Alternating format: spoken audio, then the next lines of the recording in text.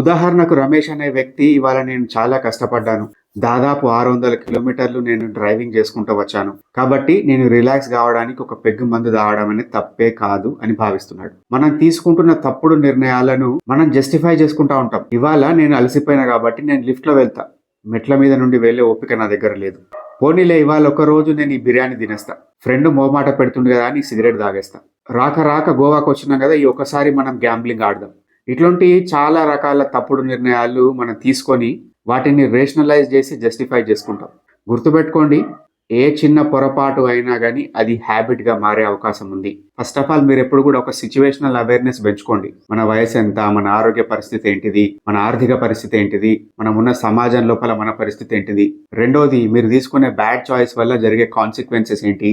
మూడోది, ఈ bad choice బదులు ఏదైనా హెల్దీ కోపింగ్ మెకానిజం ఉందా అంటే జిమ్కి పోవడం, ఎక్సర్సైజ్ చేయడం, యోగా చేయడం, మ్యూజిక్ వినడం, మంచి ఫ్రెండ్స్ తోటి మాట్లాడడం, లేదా థెరపీ తీసుకోవడం ఏదైనా అవకాశం ఉందా.